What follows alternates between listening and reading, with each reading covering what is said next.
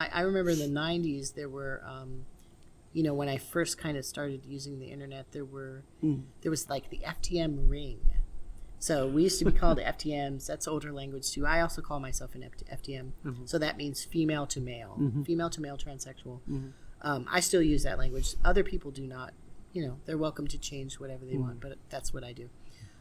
So the FTM ring was basically these little websites that were linked together. Yeah. So you could go on this page and go, oh, there's several of these websites that are on the same topic. Yeah. And I'm going to travel around in them and look at them. And they were so sweet.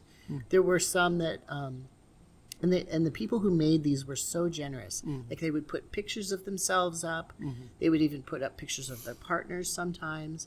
They would talk about early, they would show pictures of the early transition and kind of the middle and the end when they were, finally transitioned and maybe passing or, just living their lives. And it was just so generous. It helped so many of us to see, what was possible. And for me, it was the online support groups. Yeah. Like Gender Peace, Beginning Life, Susan's. Susan, what was the other one? Laura's Playground. Those are 4. But like I said, I was involved with a number of others. Madison Avenue was another one. That one was out of Canada. Oh, okay. It was a little group. There was only a couple dozen of us at that one. Did you go to any in-person peer groups? A couple times. Yeah. Back were those early at the on universities, or where were those based? Early on, 2003, 4, 5. Yeah. For a short time, we had this group here in New Hampshire that was basically transsexual people. It wasn't transgender. It was just basically all transsexual people. And we had a couple meetings, but that group fell apart. The person who was like the leader, they had established like a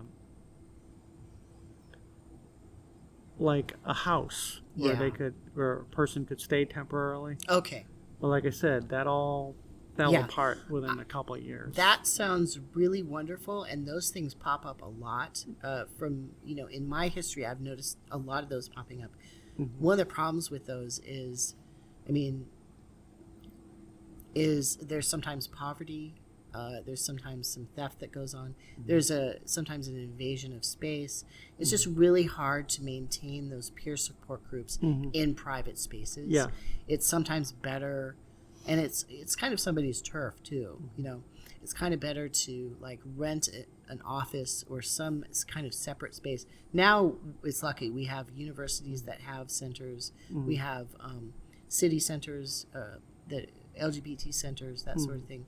So it's a little bit better. It's a little bit more distant, which can be a problem too. Distance can be a problem. It's less intimate than those more private, small spaces where you're just, sitting on somebody's couch in the living room and going around. But it mitigated some of the problems that came up with those more intimate groups. I went to Ingersoll Gender Center in Seattle. I was lucky. Okay. I've heard of that one. Yeah, it's pretty famous. Marsha Botzer. She is one of the coolest ladies I've ever met. Talk about elegant, just refined, so beautiful, wonderful, such a sweet person too.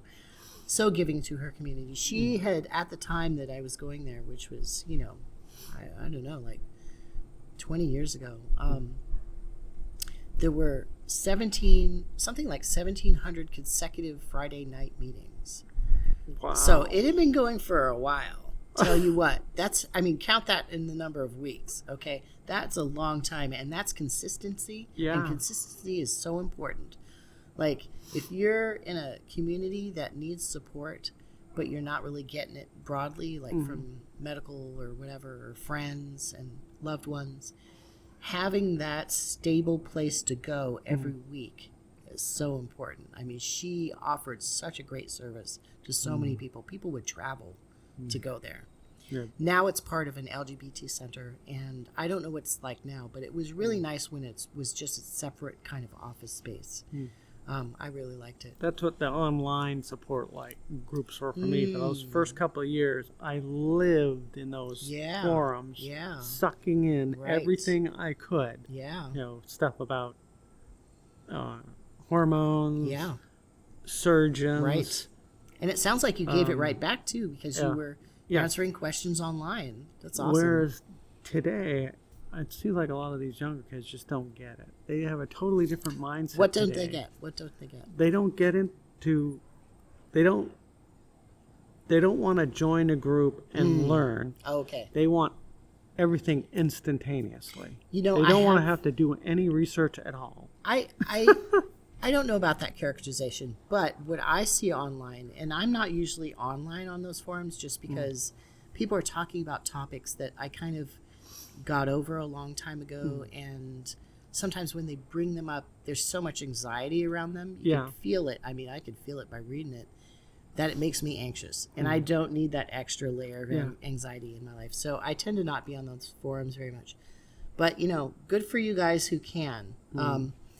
But what I notice is that some people will start hormones, or they will start, the process of socially transitioning even, and they won't ask other people in their lives, or they won't really ask people privately. They will ask these really intimate questions online, or questions that they should probably go to their doctor.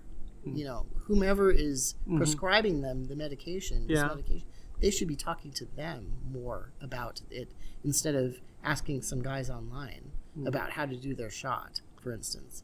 I mean, just very basic stuff, So that's what I worry about, is the number of questions. I mean, it's great that people ask questions, but you can also, use your resources. There are more resources out there than when we started transitioning. So, well, the resources today are different. Are they? Okay. Like I said, we used to go to these. But you got to admit that there are more. You were a member of these forums, and you just read and read and read and listened and to other people's experiences. Right. And so you learned who they saw, where they were, how much they were. Right. That's how I did it.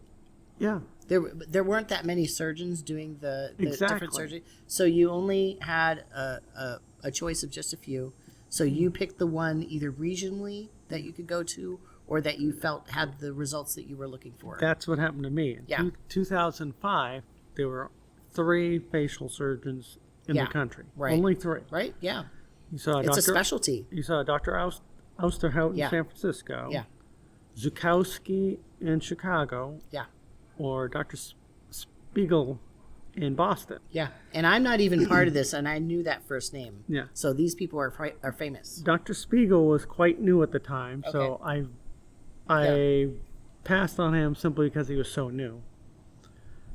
Zukowski, I'm sorry, but he came across as a used car salesman I understand. to me. So I passed on him. I went to a consultation with a guy in Portland, Oregon. A little shit in Portland, Oregon, I'm going to say. And I'm a little shit too, but this guy's even more of a little shit. And he actually reached out and hefted my breast without even warning me, without asking me. He was evaluating me from afar, and he was like, yeah, I think we can do something here, And I was just horrified. Are you kidding me? No, I'm not. And I had even put down a deposit, and I walked away from that deposit. I was not going to have surgery with this little guy. No way. Anyway, his name starts with an M, so y'all know who that is. Anyway, please go on. So I ended up going to see Dr. Ousterhout out in San Francisco. I believe he was the one with the most experience. Yes. He was kind of a pioneer. He had 3 things going for him. He had a ton of experience. Yes. He'd already been doing FFS at that point for 17 years. Yeah, and there was a lot of research around him and his practice. Yeah. He had degrees in dentistry and plastic surgery, and had done a ton of craniofacial anomaly work in children. Right. So he was the total package. Right. So I ponied up the money and I went where I needed to go. Yeah. Another thing I learned online was a place that actually worked with him was a recovery house, the Cocoon Recovery House. Okay. That was wonderful. You know, I've seen pictures of that place. Yeah. It's like you go in and it's almost like a resort, and it's a way that you can recover after facial surgery is intense surgery. Oh, I know that. I know. But I've just seen the pictures and I'm like, wow, y'all are brave to go through that. I had a tough time in the hospital. Yeah.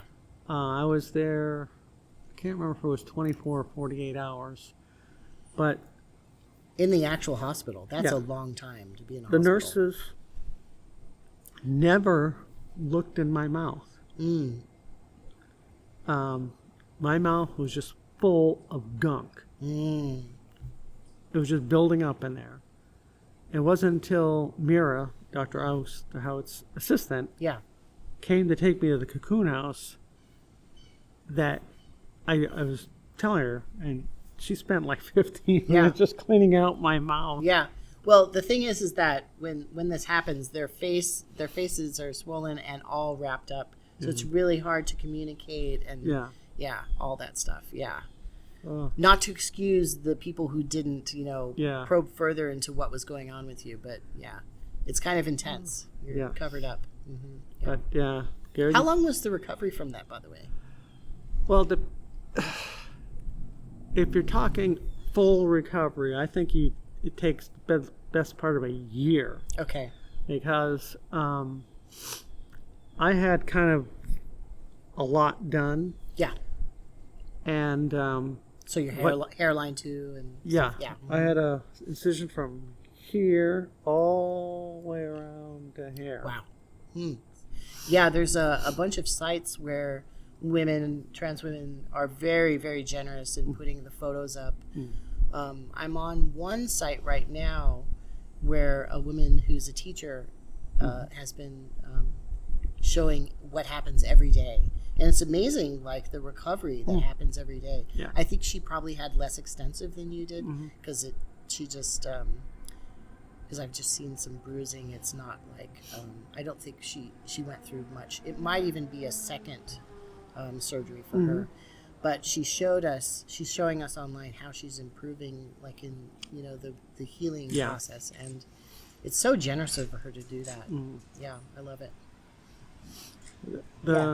They're doing some construction over there, so there's some heavy equipment. The one complication I had from surgery was involving the incision. Okay. Because he did the incision from ear to ear. Right. It killed a lot of the hair follicles along there. Okay. So eventually, I actually had some of that put back. Okay. So plugs, basically. Yeah, they took stuff from the back of my head and moved it to the crown and these sides here. Yeah. A little in the front, too. That's pretty common. And that was horrific. Okay. Because what You're really selling us on the trans surgery here. when he took in the back, that was not pleasant. Yeah. But I'm glad I had it done because it evened out my hairline. Made it more like it was before. Right. Before maybe it started receding a little bit. Well, like I said, it was receding a little bit, but the facial surgery made it worse because that incision line. Oh, I see. Kind of did a number on a lot of the hair follicles along it. Yeah.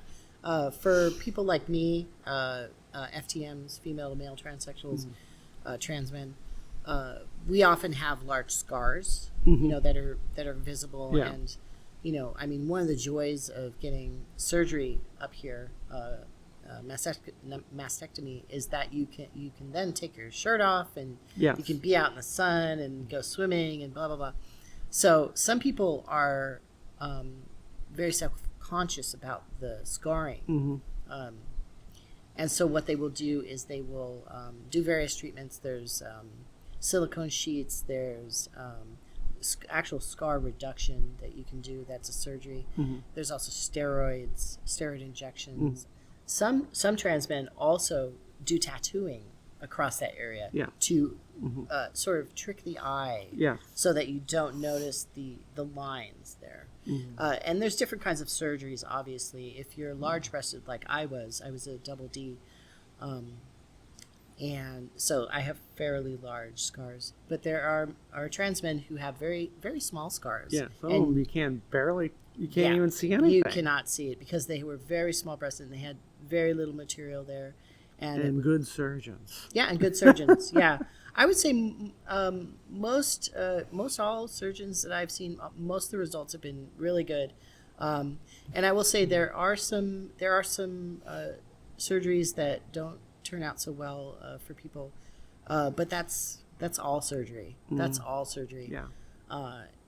And even those guys, I'm talking about guys now, who have had sometimes less than good results. Sometimes they're also generous to show you what can happen, because sometimes there are complications like a nipple has a problem or there's extra scarring. Don't smoke. Yeah, smoking is really bad. It will hurt the results. It will make it so lose your nipples. Yeah, lose your nipples. The healing will be terrible. Sometimes the surgeons will make you quit for a certain amount of time before you get surgery, and you have to sign documents and stuff because it's a real hazard. So I was going to also mention old versus new. Yeah, like I said, in the old days we studied, Sure. Learned who the doctors were, figured out which ones we thought were the best, and we went to them. Well, in some ways, it was like there's a path. There's a very linear path. Whereas now it's a little different. Now a lot of them, they just want to go to the closest one. Yeah. Well, you don't care what his quality is. You're just going to go because he's the closest. Well, it could. I don't understand that mentality. Well, it could be also, that they heard good things about the closer one. Maybe they trust that they're okay, and also economics, right? There's always the economic issue. That was another thing. Back then, everything was out of pocket. Yeah. And back then, a lot of people would complain about, insurance would pay for this, insurance would pay for this. And I used to tell them, no, you're going to regret that, because once insurance gets involved, you're going to have more hurdles, co-pays. But as long as it's reduced, the price is reduced, I mean, that's kind of a good thing. And say back then, bottom surgery was $18,000. I would say after insurance gets involved and you have to get their approval and everything, you're going to find the copay will be $18,000. I see. Yeah, sometimes insurance in this country is awful. Like, they will just pump up the price. Yeah. Yeah, and then you end up paying the same. I personally, I had one of my surgeries was actually paid for, because I was having medical complications beyond being trans. Okay. Yeah. And so, and at the time, back issues. No, it was something else. Okay. I'm not going to say, but back then, I only knew of one place in the country that actually had insurance that covered it, covered trans health, and I actually moved there, and I got into this program where I could get it, and I gave up some things in doing that. I actually had a fellowship to the University of Maine in Orono, and a fellowship to university as an undergraduate is a really big deal. But I knew that going to Orono, I would not have the same kind of care that I got elsewhere in a more urban place, in a bigger place. So I gave that up, and that is sometimes one of those choices that trans people have to make, right? We always have these choices that we have to make, but sometimes, where we can't advance more because we're having to take care of these things, right?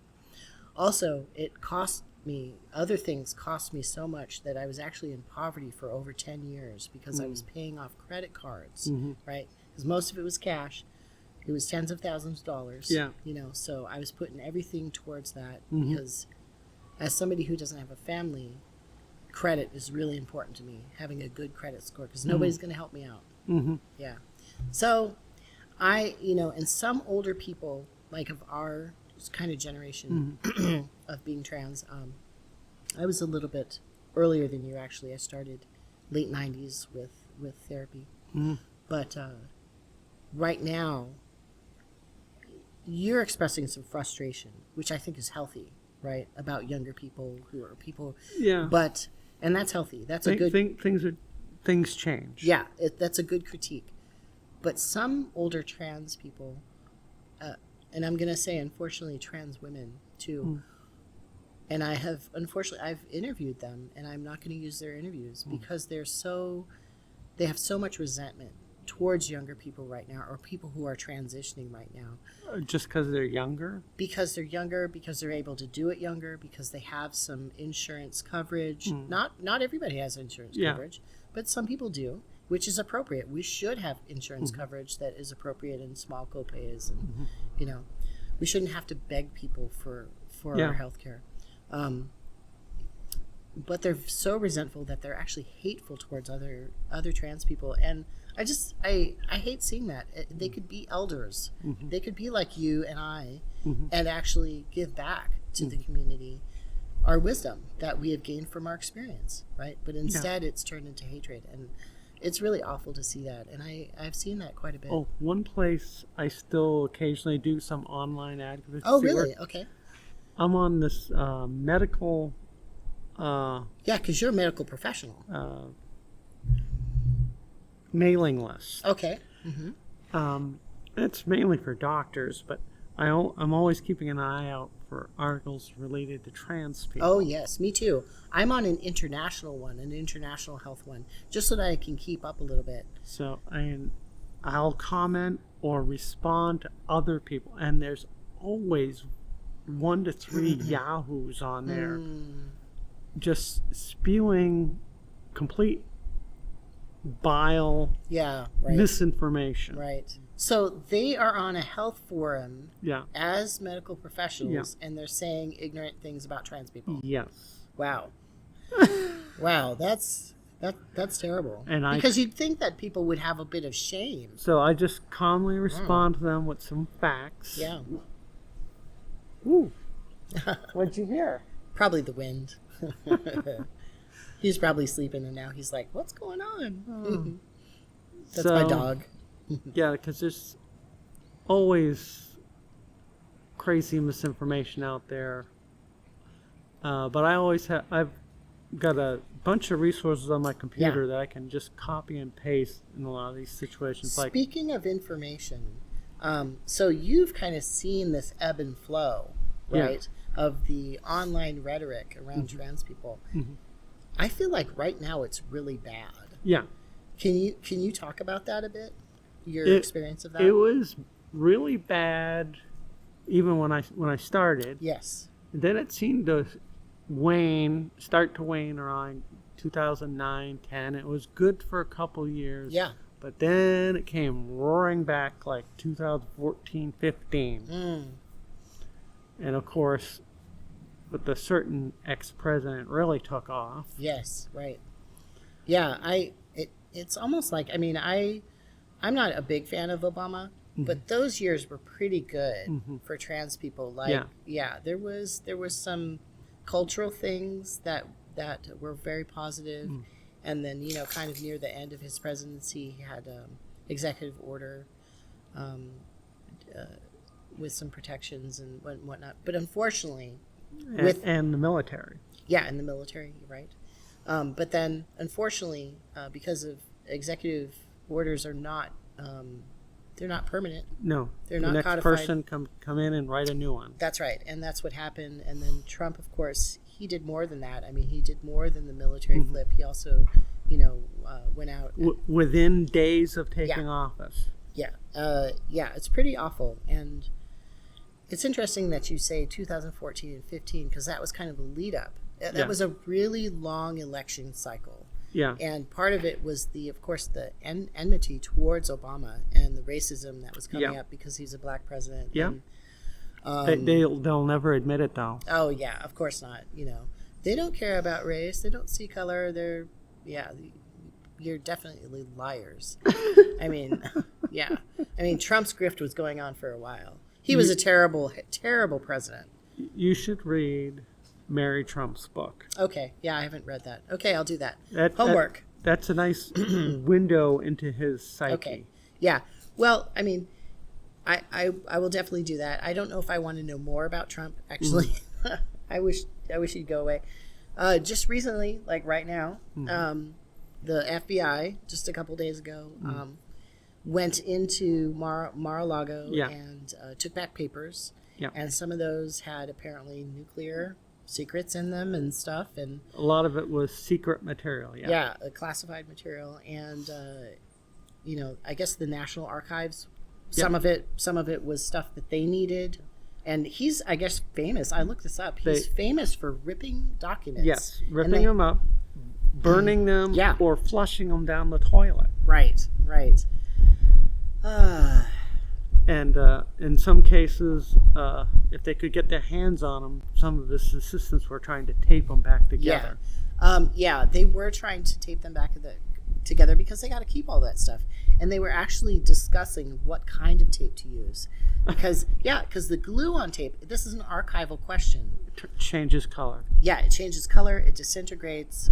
So they had to use a special tape, because those documents are important. But 200 years from now, somebody's probably going to look at that. But the point is, you have the Presidential Records Act. Yes. And he violated that thousands of times. Yes. Thousands. Yeah. And we're not even talking about the boxes. That was separate. Yeah, I agree. And also, I mean, we kind of had this tradition of, since Nixon, of sort of pardoning people who were in office who did crimes. And I'm afraid that's going to happen to Trump. I hope not. Nobody's going to pardon him. I hope not, because, I mean, I think he really put our country in danger for his own vanity, for his own benefit, not the country's benefit. Read the book. Yeah, I will. Maybe not right now because, I'm kind of sick of him. So speaking of politics, how do you identify politically? I'm a progressive. Okay. Mm-hmm. I guess the best way to pigeonhole me, I guess you could call me a Bernie-crat. Okay. All right. I haven't talked to one yet. Oh. So what is appealing about, would you say you're a DSA fan? Yeah. Okay. Are you part of that? No. Okay. I have formally. followed them. Okay. Yes.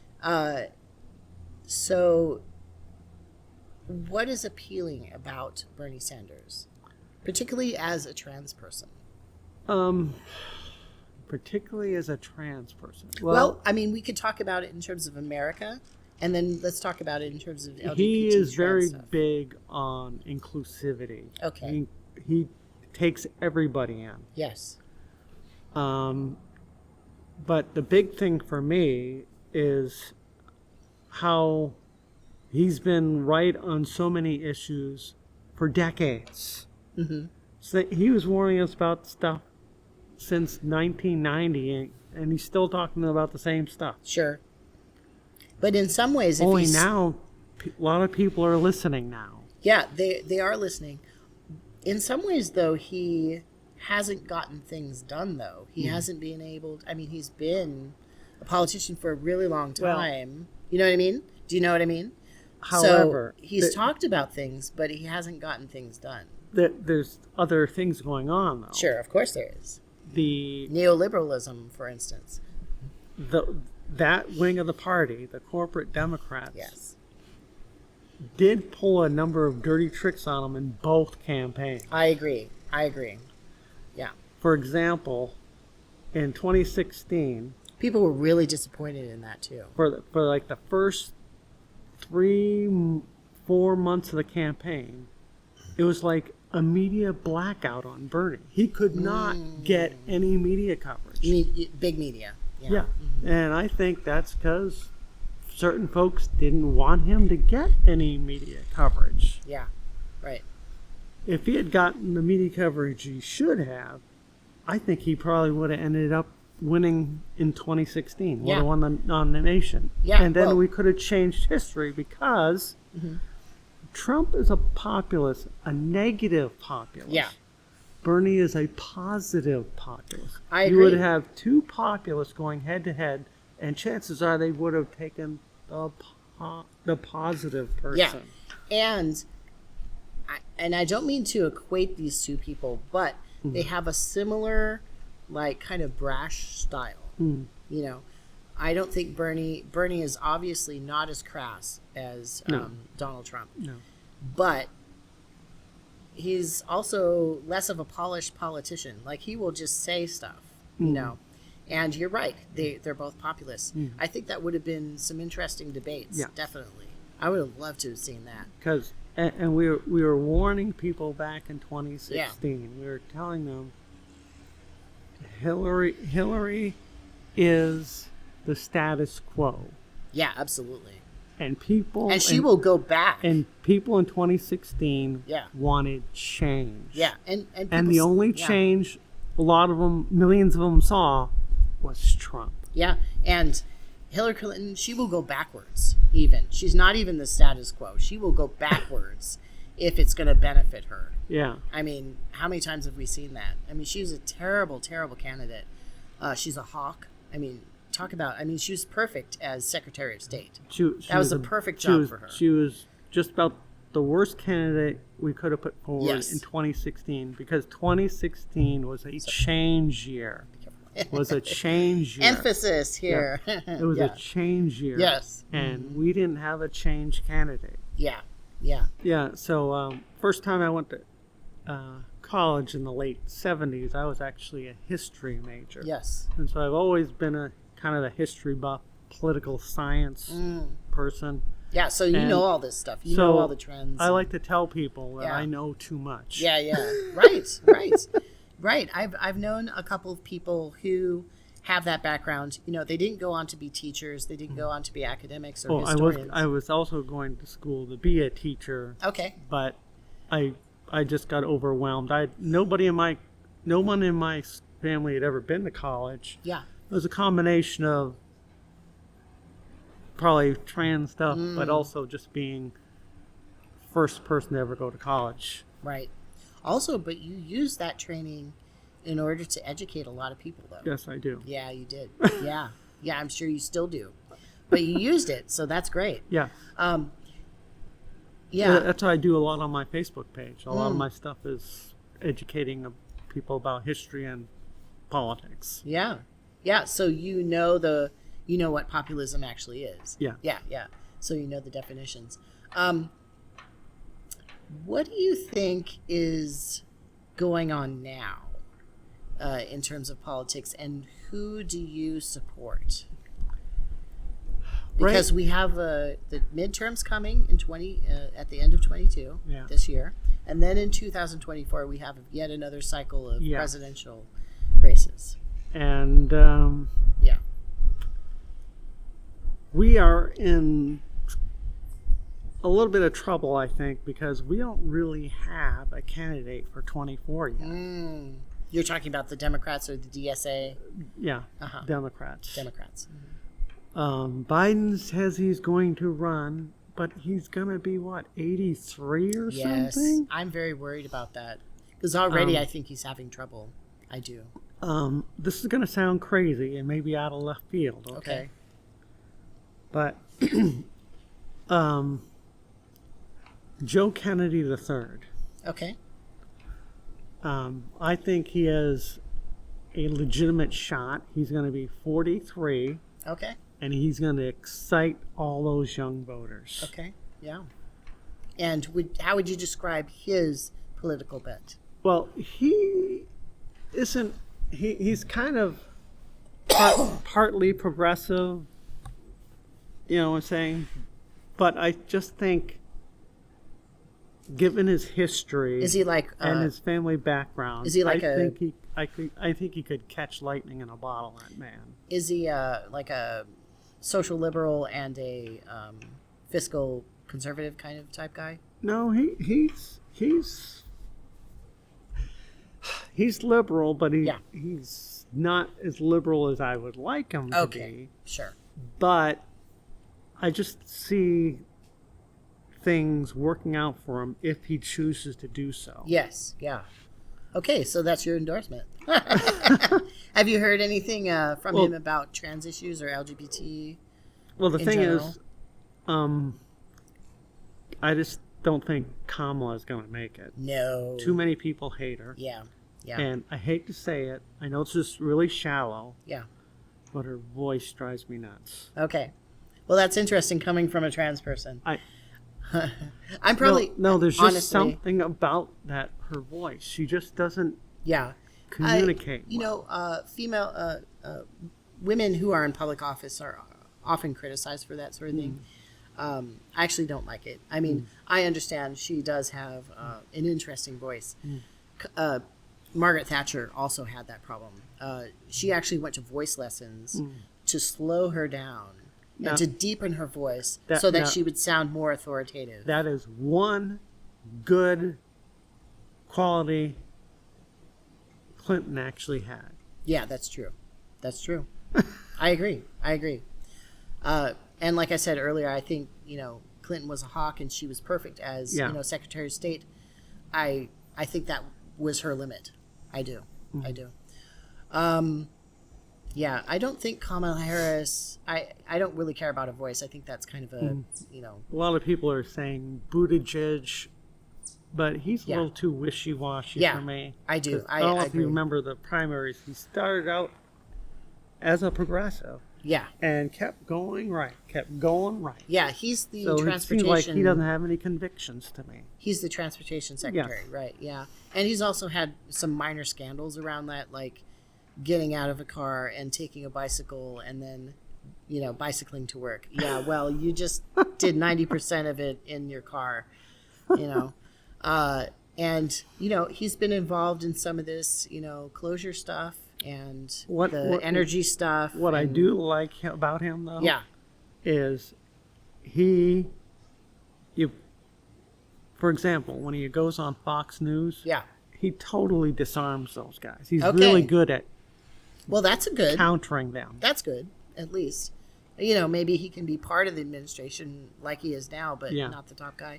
I mean, he's a good-looking guy, well-spoken, like you're saying. I don't think he has the charisma. I don't think he has the chutzpah to do it. You really need to have a sharp edge somewhere in there, I mean, and you need that for foreign relations too. That's what I wish we had right now. We really need an FDR type. Yeah. And we just don't have one right now. Yeah. That's why I'm hoping that maybe Joe Kennedy fills that role. Yeah, or maybe grow into it. Because when he was in Congress, he had a couple outstanding floor speeches. Let's stop for a second. So I think he has it in him. So tell me more about Joe Kennedy III. Why do you think he's good?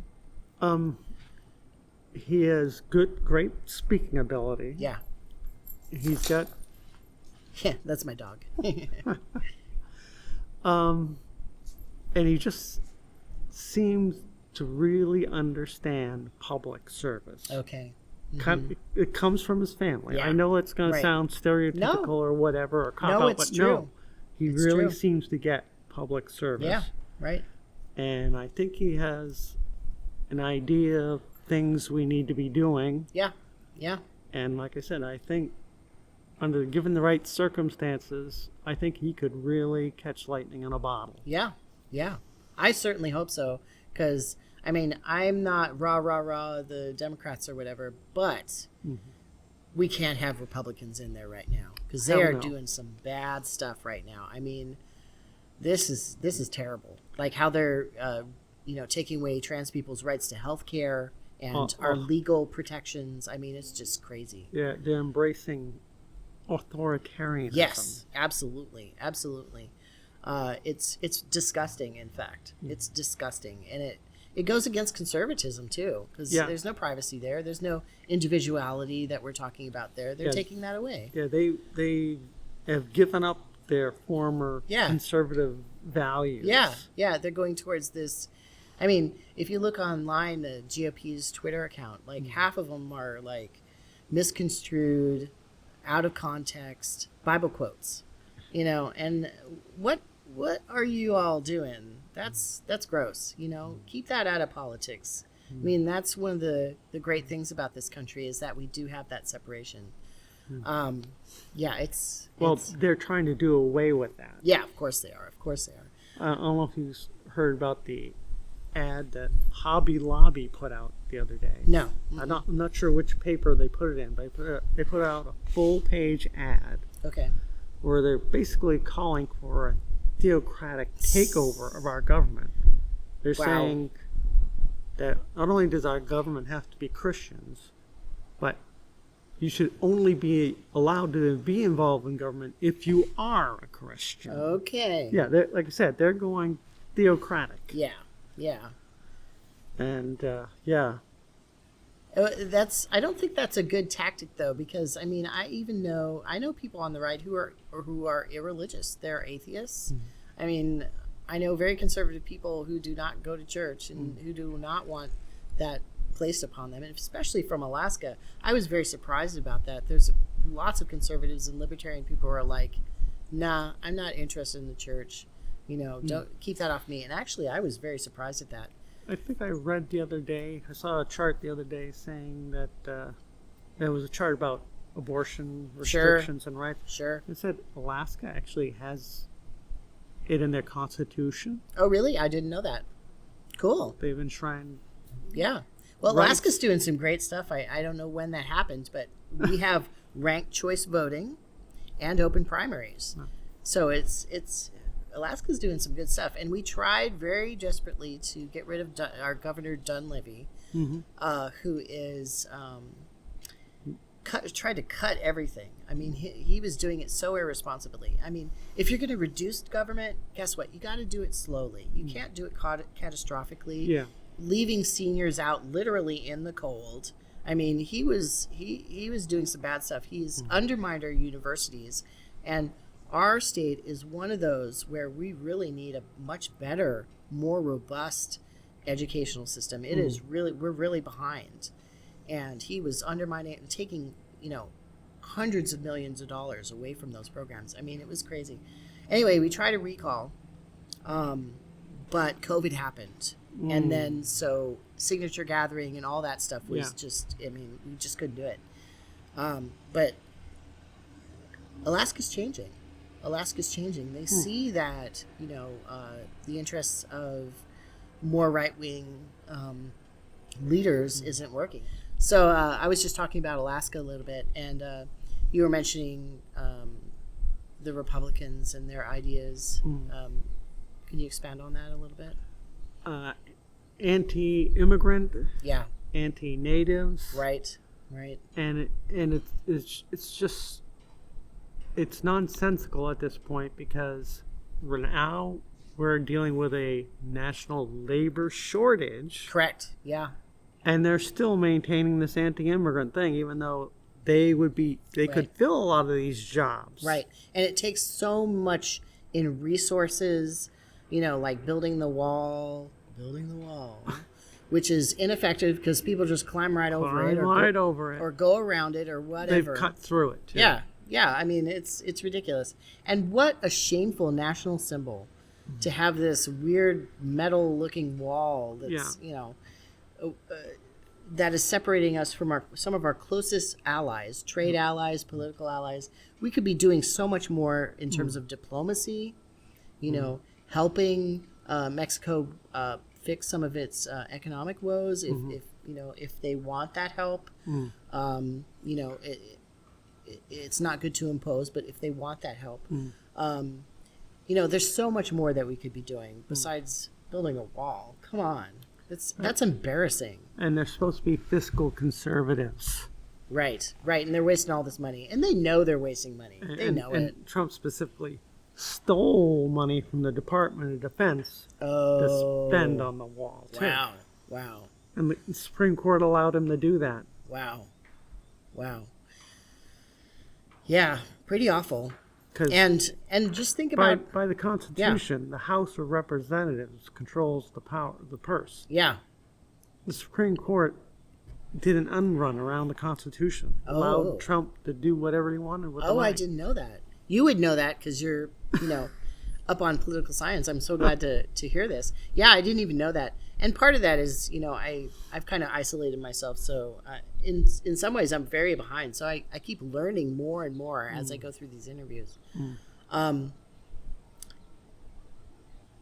What else? What else do you think is a problem that we're facing? I mean, obviously, trans people are facing a lot of problems right now. I feel like the Republicans are really threatening us. What worries me the most is if they do get control of Congress, and then get control of the White House in 24, right? Because right now it's pretty much Democratic controlled. Could go sideways very quickly. Yeah, right. For small minorities like trans people. Right. It's bad now. We're talking like Nuremberg type laws. Yeah. Where we're not going to be able to work. Right. They may suspend our passports and stuff, so we won't even be able to leave if we want. Some individual states are making it more difficult for trans people to change their legal documents. So that's a step to that, And then some states have made it harder for people who are on Medicaid, who are older, who are poor, disabled, from getting care. Yeah. I mean, if somebody can't get health care, what are they going to do? It's harmful. The state is harming people.